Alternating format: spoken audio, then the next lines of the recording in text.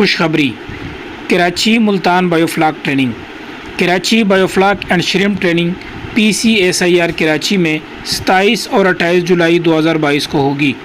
Multan biofloc training 31 जुलाई था 1 अगस्त। Registration के लिए अभी रब्ता करें 0300 400 9799 0300 8820 519।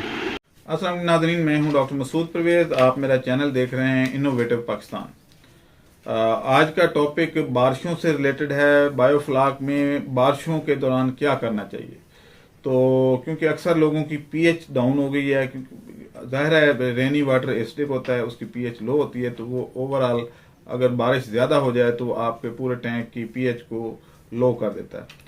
अब इसका हल क्या है और इसके इफ़ेक्ट क्या आ रहे हैं। आम तौर पे ये होता है कि जब pH लो हो जाए तो आपकी मछली खाना पीना कम कर देती है, ग्रोथ स्लो हो जाती है, मछली डिस्टर्ब हो जाती है।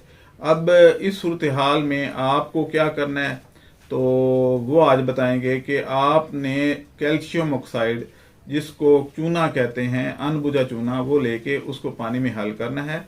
और उसका जो ऊपर पानी होगा, यानी ये बुझ जाएगा थोड़ी देर के बाद, तो उसका ऊपर वाला पानी जो है वो अपने टैंक में डाल देना है और साथ में अपनी pH जो है उसको चेक करें। It should be more than 7, और अगर 7.5 या 7.6 हो तो बहुत आइडियल है। तो आपने pH को 7 से कम नहीं होने देना। 7 से कम जैसे ही होगी तो फिर इफेक्ट आना शुरू हो जाता है। तो ये बड़ा ज़रूरी था, छोटा सा टॉपिक था, लेकिन एमरजेंसी में लोड कर रहे हैं कि बारिशें बहुत ज़्यादा हो रही हैं। ख़ास तौर पे कराची के लोग जो हैं वो एक मुसीबत में समझे आए हुए हैं। वैसे तो अल्लाह की रहमत है, और इस सूरत में जो है वो उनके लिए प्रॉब्लम बना हुआ है कि उनका जो टैंक का pH है वो लो हो गया, एसिडिक हो गया। तो एसिडिक में मछली जो है वो खाना पीना कम कर देती है, और अगर ज़्यादा pH कम हो जाए तो फिर खाना पीना छोड़ देती है, और बहुत कम हो जाए, ज़ाहिर तेज़ाब बन जाए तो फिर तो अमवात भी हो जानी है। तो इस सिलसिले में दूसरा ये है कि इसमें pH का इफेक्ट ये देखा गया है कि उसमें जो मछली की जो पेट फूल जाना और इस तरह के जो क्योंकि ये जो है pH ये इफेक्ट करती है, TDS और pH दोनों इफेक्ट करते हैं। ख़ास तौर पे सलिनिटी के एडिमा जिसको कहते हैं, वो accumulation of water in the body, तो वो हो जाता है, यानी बॉडी के अंदर पानी जमा हो जाता है और पेट फूल जाता है। तो उसको भी ये इस तरीके से ट्रीट किया जा सकता है।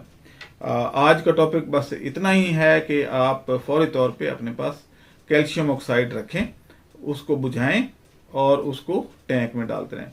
कम से कम आपके पास कोई 20 किलो के करीब हर वक्त मौजूद होनी चाहिए। इसको आपने बैग्स में नहीं रखना, तोड़े जो हैं जिनको आप पॉलीप्रोपिलीन बैग कहते हैं उसमें मत रखें।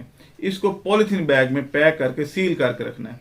अगर हवा के साथ कांटेक्ट में रहेगी तो खुद ब खुद रिएक्शन करता है और ये मेल्ट होता जाएगा।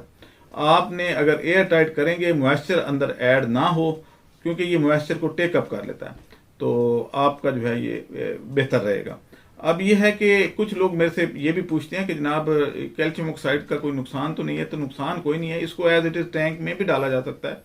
लेकिन टैंक में डालने का प्रॉब्लम ये होता है कि एक तो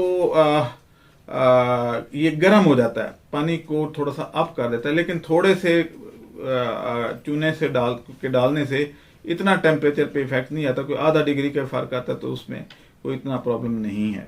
लेकिन ये ऑक्सीजन लिबरेट करता है, तो इसलिए ऑक्सीजन के लिए तो ये बेहतर। लेकिन बारिश के पानी में क्योंकि वैसे ही ऑक्सीजन ज़्यादा होती है तो हमें कोई उसका खातिर का बेनिफिट नहीं मिलता, इसलिए आप इसको बाहर से ही हल करके उसके पानी को अंदर डालें तो ज़्यादा बेहतर है। अब मुझे इजाज़त दें, अल्लाह हाफिज़। हमारे चैनल को सब्सक्राइब करें और साथ में बेल आइकन को भी दबा दें ताकि हमारी हर नई आने वाली वीडियो आप तक बआसानी पहुंच सके।